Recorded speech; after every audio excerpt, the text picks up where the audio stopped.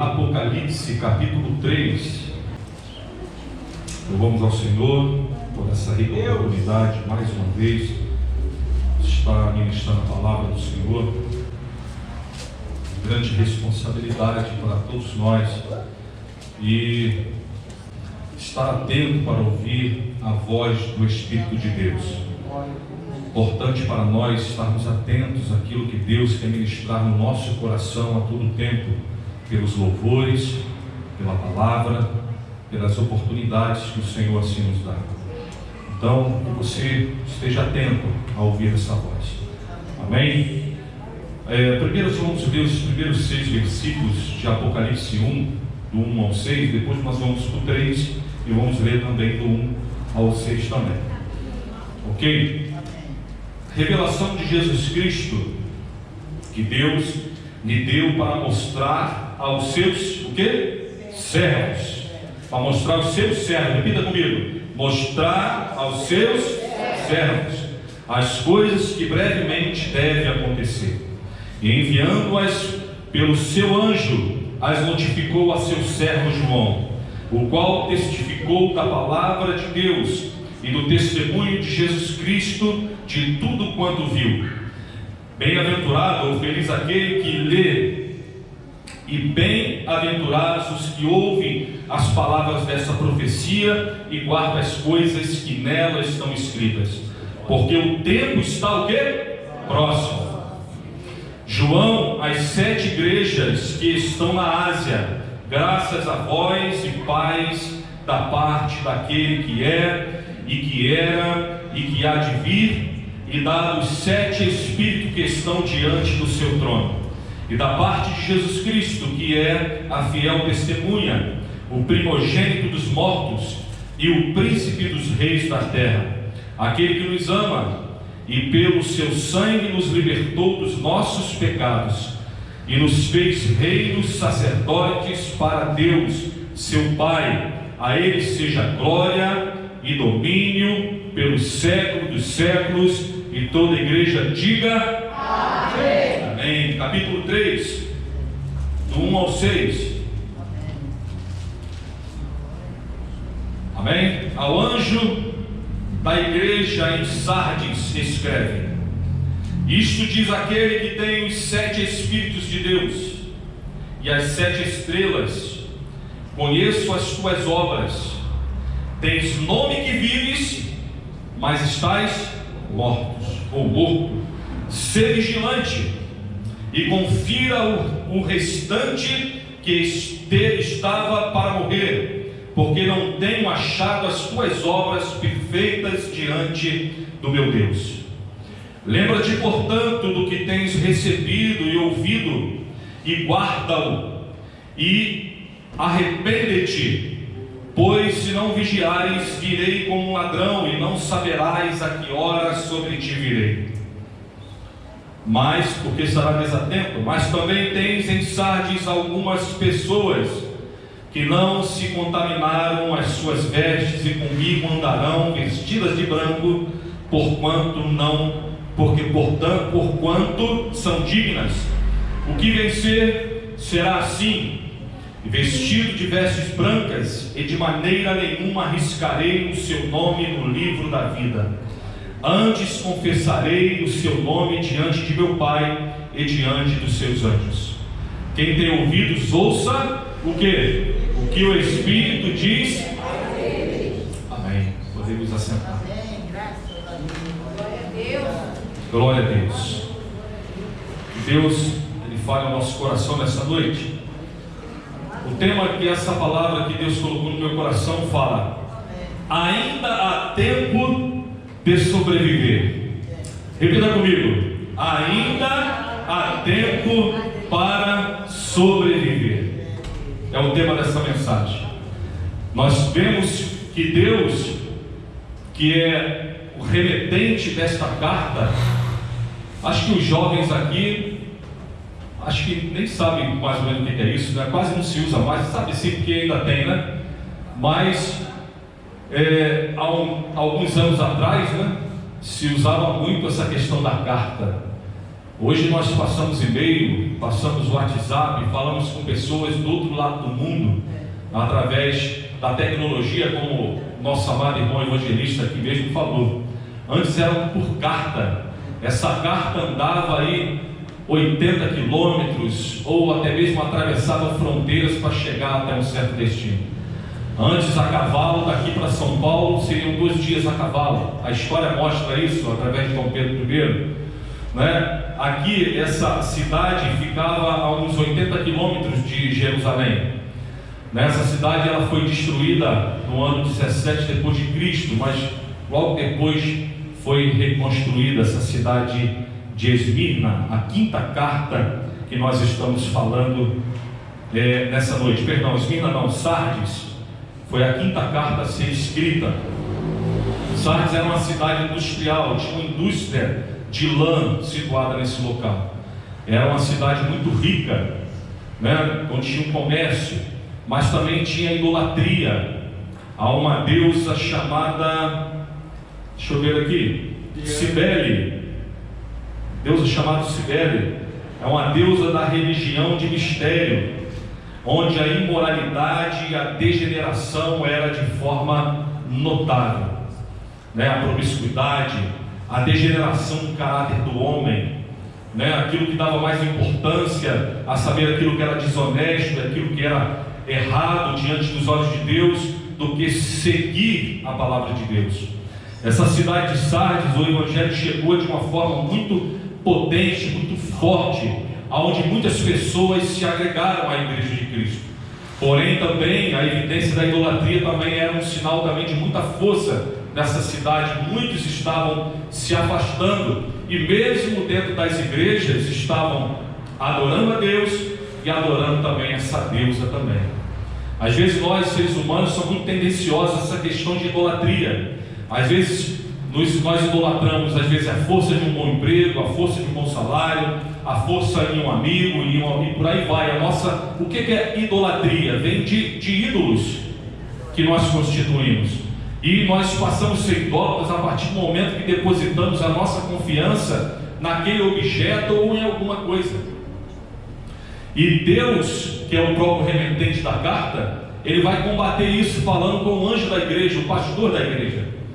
Hoje aqui o anjo da igreja é o nosso pastor João Carlos, né? E Deus fala, é o remetente da carta. E esse remetente, irmãos, não é nada mais, nada menos do que o próprio Deus, aquele que criou os céus e a terra, aquele que é a própria sabedoria, a própria vida, aquele que é a própria existência, aquele que te deu a oportunidade de você estar aí respirando, ouvindo algo da parte dele. Ele hoje é o remetente dessa palavra que vai ao encontro ao teu coração. E como diz a palavra também em Deuteronômio 30, do 15 ao 20, ele diz: esse que te proponho nessa noite, né, é a vida e o bem, a morte e o mal. Eu te aconselho que tu escolha o bem e a vida, porque se tu escolher a morte e a maldade, ou o mal ou a maldição, eu te digo que os céus e a terra são testemunha contra você nessa noite. Então observe que o remetente desta palavra está falando no teu coração. Não ignore quando a palavra de Deus vai ao teu coração. Antes ouça, deixe descer a tábua do teu coração e deixa que essa palavra possa produzir verdadeiramente vida e vida eterna sobre a sua vida. Às vezes, irmãos, nós estamos dentro da casa do Senhor, Deus está falando a todo momento, e às vezes nós estamos ouvindo. Lembra de Lázaro? Quando Jesus chega, Lázaro já morto há 4 dias. Marta vai ao seu encontro, Maria também, desesperadas falam: Senhor, se tu tivesses chegado a tempo, o meu irmão não teria morrido. Mas Jesus fala: Marta, olha, aquele que crê em mim, ainda que esteja morto, o quê? Viverá. Mas Senhor, eu sei que naquele dia vai ter a ressurreição. Olha quantas coisas ela vai rebater o Jesus. E Jesus está falando: minha filha, eu sou a ressurreição, a vida. Eu tenho o poder de ressuscitar, eu tenho o poder de transformar, eu tenho o poder de tirar o homem do lamaçal do pecado e trazer para a vida eterna. Eu sou aquele que pode transformar o enfermo em algo curado, aquele que está triste em alegria. Eu tenho todo o poder, e mesmo assim as pessoas às vezes não estão ouvindo aquilo que Deus está falando totalmente, toda hora, a todo momento. O remetente está escrevendo mas às vezes não estão dando importância, porque é o próprio Deus que está falando. Quer ver uma coisa? Às vezes eu falo assim, em questão, às vezes de certas pessoas, falo assim, tem amizades que fazem coisas que nem Deus consegue fazer. Como é que é isso, irmão? Isso é como é que se fala? Uma blasfêmia? Mas não é. Às vezes Deus está falando com você, meu filho, faça assim, que eu vou abençoar a sua vida. E o que acontece? Às vezes um amigo, como diz a própria Bíblia, que as más conversações corrompem o quê? Os bons costumes. Às vezes o amigo consegue levar o outro numa situação de morte, mas Deus não consegue levar o outro para a situação de vida. Por quê? Porque Deus não é poderoso? Não, porque a pessoa às vezes não quer. É ou não é verdade? E Deus escreve essa carta para a igreja de Sardes. Ele é o remetente. O próprio Deus é o remetente, e a igreja é o destinatário. Provérbios 12:1 diz aqui, aquele que quer aprender, gosta que lhe digam quando ele está errado. Só o tolo não gosta de ser corrigido. Bom é dizer quando a gente está errado, porque mostra um amor e um carinho para conosco. E nós abrimos os nossos ouvidos. Por isso que ele diz no versículo 7, quem tem ouvidos, ouça o que o Espírito diz à igreja. Porque é necessário você querer ouvir, Gabi. É necessário você querer ouvir. Se você não parar e prestar ouvidos para ouvir aquilo que Deus está falando, a mensagem vai entrar por aqui, vai sair por aqui, e nós não seremos abençoados.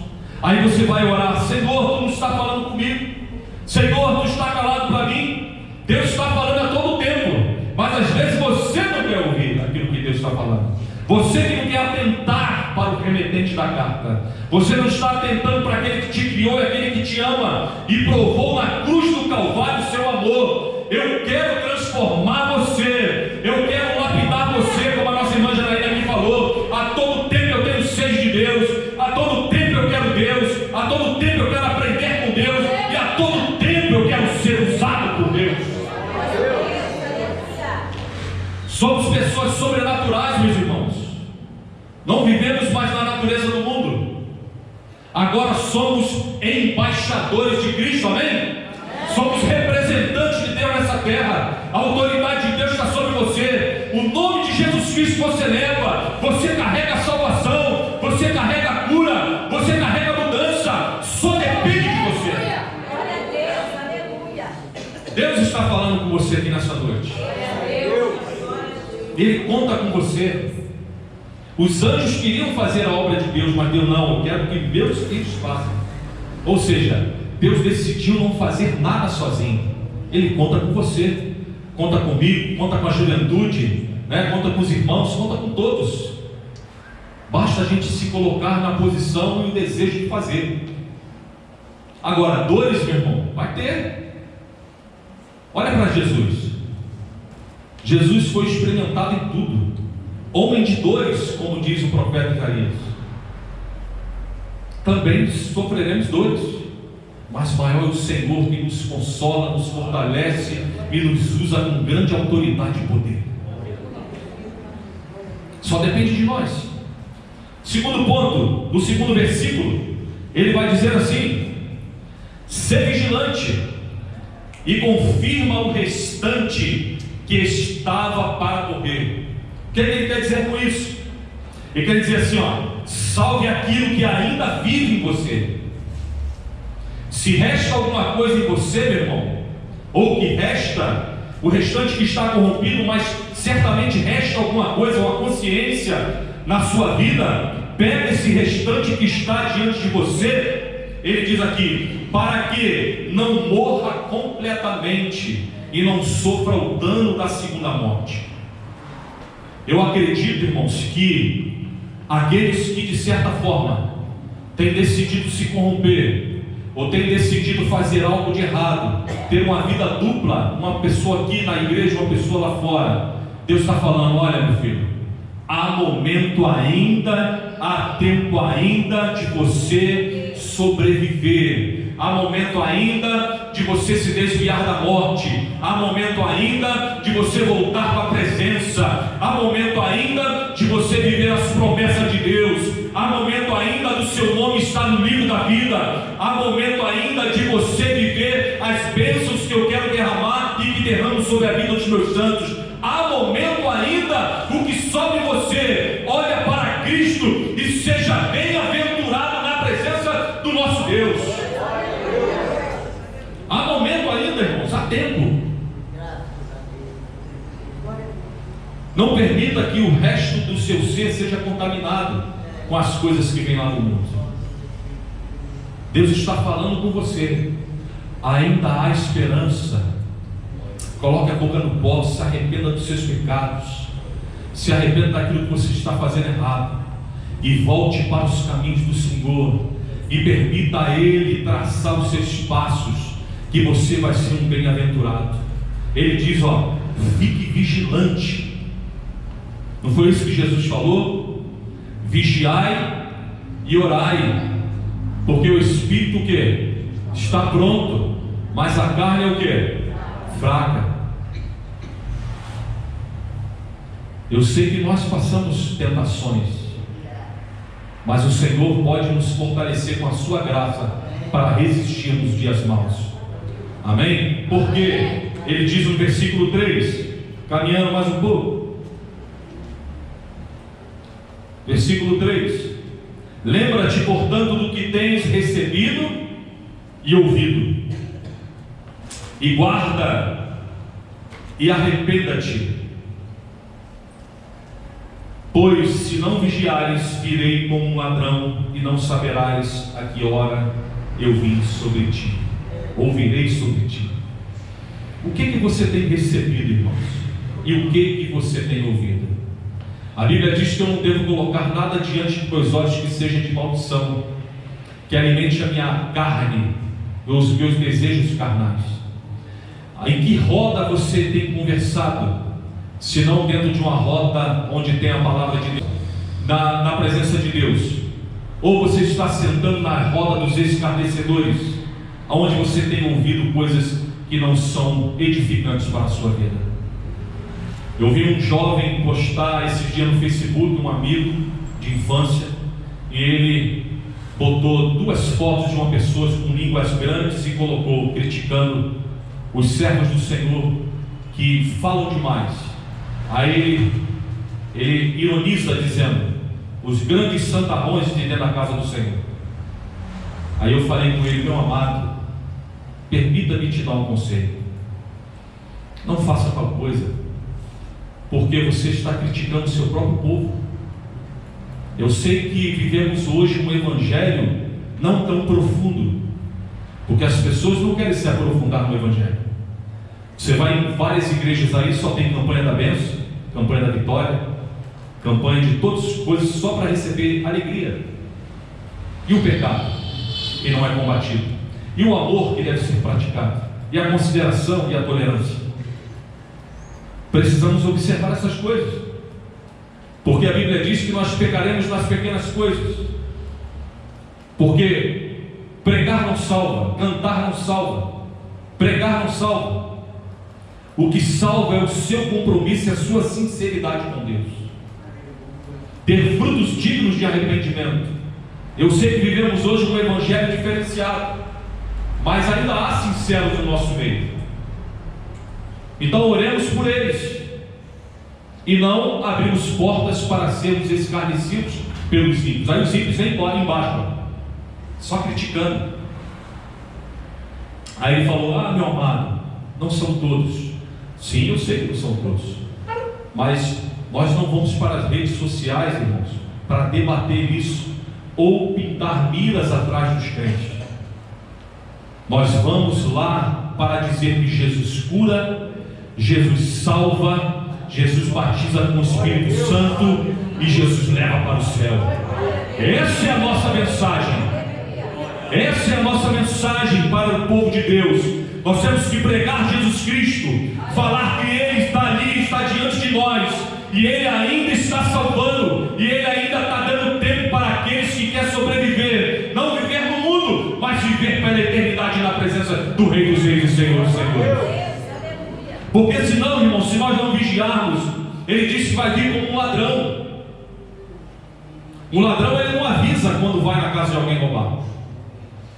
Pega a pessoa o quê? Desapercebida. Isso fala da sua segunda vida, quando Jesus vier arrebatar a sua igreja. Aí você e eu vamos viver uma religiosidade, irmãos? Ou viver a presença? Viver uma religiosidade, cumprir os ritos de estar todo dia na casa do Senhor? E a adoração verdadeira? Quando você sai de casa e eu falo assim: hoje eu vou adorar o meu Rei dos Reis e o meu Senhor dos Senhores. Eu vou adorar aquele que me salvou, me tirou das trevas e me colocou na sua maravilhosa luz. Eu vou lá na casa do Senhor para adorá-lo, porque Ele me fez sentar mediante a príncipes. Eu vou adorá-lo porque Ele escreveu meu nome no livro da vida. Eu vou adorá-lo porque Ele me libertou, estava na sarjeta, mas agora eu vivo uma vida sóbria e uma vida no poder de Deus. Glória a Deus. Aleluia. Essa é a verdadeira adoração do homem e de uma mulher santa de Deus. Ter uma vida ilibada, santa, casta na presença de Deus. Porque se Ele vier, irmão, tocando a sua trombeta e a gente estiver desapercebido, a gente vai ficar na grande tribulação. E a Bíblia diz que nunca houve, nunca haverá tamanho sofrimento do que haverá na grande tribulação. Hoje você tem liberdade de adorar. Lá Ele vai perseguir as pessoas e vão matar aquelas que decidirem servir Jesus. E a igreja foi arrebatada. Eu fiquei. Realmente o que os crentes pregavam era verdade. Eu preciso só ficar fiel.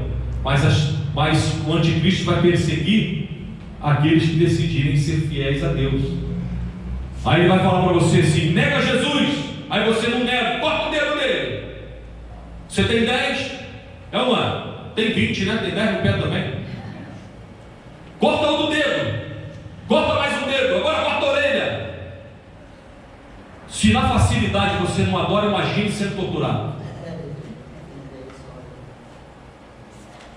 Então é algo para nós pensarmos, irmãos. Fique vigilante, para que você não seja pego de surpresa e Jesus arrebatar a sua igreja e você ficar. Há momento ainda há tempo de sobreviver, ainda há tempo de vencer, se arrepender, ainda é tempo de voltar para o seio de Deus, os braços do nosso Salvador. Glória a Deus. Ainda há tempo, ainda há tempo, ainda há tempo. O outro versículo diz: mas também tem Sardes algumas pessoas que não se contaminaram, e as suas vestes as suas vestes são brancas, e comigo andarão vestidas de branco, portanto que são dignas. Elas são dignas. Mateus 25:34 diz: então dirá o Rei dos Reis e o Senhor dos Senhores aos que entrarem à sua direita: vinde benditos de meu Pai, e possuí por herança o reino que vos está preparado desde a fundação do mundo. A Bíblia sempre fala de remanescentes. Remanescentes são aqueles que, dentro de uma população, são fiéis a alguma doutrina e alguma lei em si. Aqueles que permanecem. Aqui a Bíblia fala daqueles que têm suas vestes brancas, são aqueles que forem fiéis. Esses que estão fiéis é que o Senhor vai arrebatar. A Bíblia diz que Deus vai tirar um povo dentro de outro povo. Existe a igreja do Parque São Roque, existe a igreja batista, metodista, presbiteriana, várias igrejas. Quando Deus tocar a sua trombeta, Ele diz que vai pegar o trigo, não é isso? Ou a ovelha que está dentro daquela igreja. Os que ficarem são aqueles infiéis, ou o joio que está lá dentro, ou os bodes, como diz na palavra também. Então aquele povo que vai subir não é um povo que tem um rótulo de alguma igreja, mas é a igreja invisível, a igreja fiel. Não é essa igreja que a gente contempla e visualiza, mas os fiéis que só Deus pode sondar os corações. Então esses são os que estão vestidos de branco, esses que têm o nome escrito no livro da vida, esses que vão receber por herança tudo aquilo que já está preparado desde a fundação do mundo. Quem são aqueles que estão aqui nessa noite, irmãos, que estão vestidos de branco? Amém? Quem é que está aqui, que tem essa certeza que as suas vestes foram branqueadas pelo sangue carmesim de Jesus, e que serão arrebatados naquele grande dia, como diz em 1 Tessalonicenses 4,17, quando o Senhor virá com um forte arcanjo, tocando a trombeta de Deus, e os que estiverem mortos ressuscitarão primeiro, e aqueles que estiverem vivos serão arrebatados e encontrarão com o Senhor nas nuvens para viver a eternidade na presença do Senhor. Só os que estão de branco, irmãos, subirão. Por isso que as nossas vestes devem sempre estar alva como a neve, Luiz. E sobre a nossa cabeça não falte o quê? O óleo, o azeite. Ter uma vida de cristão, irmãos, é uma vida espiritual. Uma vida espiritual, santa no Senhor. Por isso que vai depender do que você quer daqui por diante. Ele diz que chama de sábio aquele que escuta as palavras dele e as o que? Pratica. Porque edificarão sua casa sobre o que? A rocha. E virão tempestades, ventos, rios. E essa casa o que? Permanecerá de pé, firme, edifício do Senhor. Não será levado por águas do mundo, as leis que o mundo assim oferece, as facilidades. Antes permanecerá firme como uma coluna, e inabalável como os montes de Sião, que não se abalam, mas permanece para sempre, fiel até a morte, porque assim receberá a coroa da vida. É o que o escritor de Hebreus fala. Olha, meus filhos, vocês ainda não pagaram nem o preço de sangue. Muitos pagaram na igreja primitiva, foram jogados nos coliseus, foram devorados por feras, foram crucificados, outros queimados, outro cerrado ao meio, outro foi jogado dentro de um barril de óleo de azeite. E às vezes, por um pequeno vento, nós estamos vendendo aquilo que Deus fez por nós na cruz do Calvário. Não venda isso, irmão, de maneira nenhuma. Está próximo. A nossa vitória está próxima. Jesus já está voltando. Os sinais já estão dizendo, irmãos, Jesus está próximo. Falta mais um pouco. Como diz o louvor, né? Aguenta, espera só mais um pouquinho. Fortaleça-se no Senhor. Olha para Elias. Você já pensou se Elias deixasse se abalar porque tinha 850 pessoas contra ele, fora o povo que estava desviado, e ele sozinho diante de 850 profetas? Como diz o provérbio mundano, a voz do povo é a voz de quem? Não é mesmo. Não é? Coloca por terra esse provérbio, porque um homem estava ali, inspirado por Deus e usado por Deus. 850 pessoas clamaram e o fogo não caiu do céu. Se cortaram, não caiu fogo do céu. Mas o homem não só restaurou o altar, mas mandou cavar uma vala em volta do altar, e foi jogado vários cântaros de água, e dele clamou o Senhor para que o nome do Senhor fosse glorificado.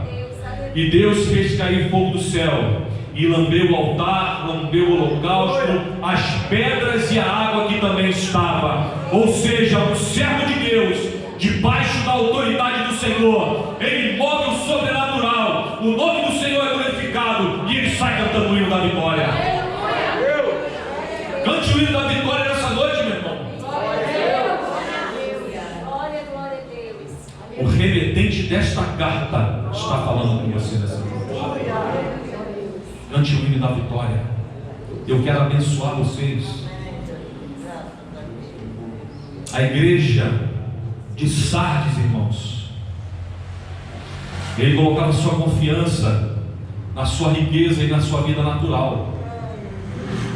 Ele fala o que no primeiro versículo? Ó, você é conhecida como vida, como a igreja viva, mas vocês estão o quê?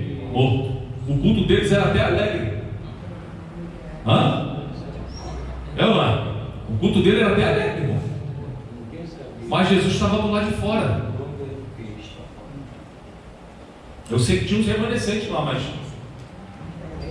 não estava presente. Estavam mortos. Irmãos, culto barulhento não é sinal de presença de Deus. Mas a presença de Deus pode promover barulho. É ou não é? Então não promova barulho, irmãos, de uma forma natural. Mas faça como a igreja, como eu falei aqui, a igreja de Atos dos Apóstolos, que orou dentro da caverna e estremeceu todo lugar, houve barulho.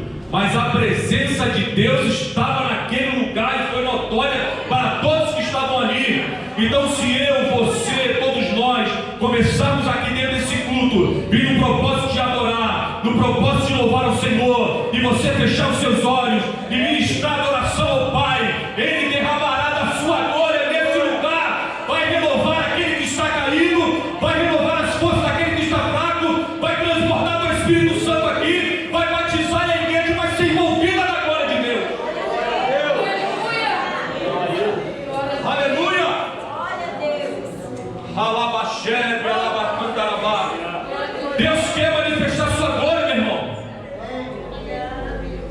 mas quer uma igreja voltada com o seu coração contrito, com o seu coração voltado ao Senhor, para receber dele da sua presença. Então não seja um crente natural, seja um crente sobrenatural, meu irmão, cheio da glória de Deus, cheio de intimidade com o Pai.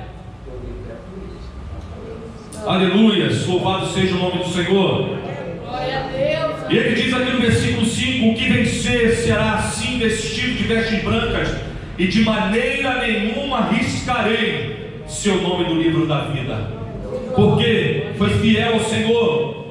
E ele diz que jamais riscará o seu nome, antes confessarei ele diante do meu Pai e diante dos seus anjos.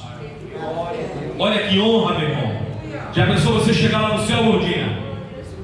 Olha, essa aqui é a Lourdes, minha serva fiel, me serviu com toda a fé, foi santa, irrepreensível, buscou a minha face com sinceridade, e o nome dela estará lá perpétuo, igual diz aqui no texto bíblico aqui, ó.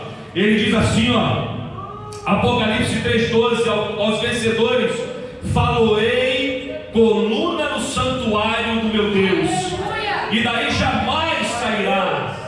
Gravarei também sobre ele o nome do meu Deus, o nome da cidade do meu Deus, a nova Jerusalém que desce do céu, vinda da parte do meu Deus, e o meu novo nome estará estampado nele. Meu irmão, é promessa de Deus para a eternidade, dizer: jamais você será retirado, você vai ser perpetualizado no reino de Deus para sempre. Essa honra que Deus quer nos dar. Mas são aqueles que são fiéis, que as suas vestes estão branqueadas no sangue carmesim, embranquecidas no sangue carmesim. Aí diz o texto do 6, para nós encerrarmos: quem tem ouvidos, ouça o que o Espírito diz à igreja. Queridos,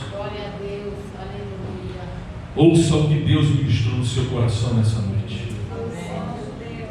Seja fiel ao Senhor, ainda há tempo de sobreviver. Amém, queridos? Quem escreveu a carta para você nessa noite foi quem? Deus. Você é o destinatário. Ele disse que você deve ser sábio a todo tempo e andar com fidelidade no Senhor. Nunca, irmãos, deixe que alguém fale ao contrário, dizendo que você não é capaz, porque se não fosse capaz, ou se porventura Deus não acreditasse em você, Ele não teria morrido na cruz por você. Você é capaz, você pode todas as coisas naquele que te fortalece. Ande sempre com as suas vestes brancas, irmãos.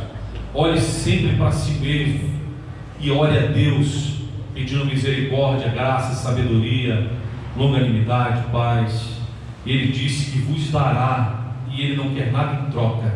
Ele quer que você seja abençoado. E Ele vai fazer de você coluna da casa do seu Pai. Te dará um nome perpétuo. Aleluia. Amém? E você vai receber por herança tudo aquilo que já está separado desde a fundação do mundo, como bendito do nosso Pai. Amém, queridos? Deus vos abençoe de forma grandiosa. Ouça o que o Espírito falou aos teus ouvidos nessa noite. Não vacile, irmãos. Viva o melhor de Deus. Nós não vivemos o melhor porque nós não queremos, mas Deus quer que a gente viva o melhor. Então comece a fazer propósito no seu coração, né? Lembra que a gente falou de manhã aqui sobre o texto de Jó? Por que você nasceu? Você nasceu para a glória do Deus unigênito, do Deus poderoso. Você é coroa da criação de Deus. Amém, queridos?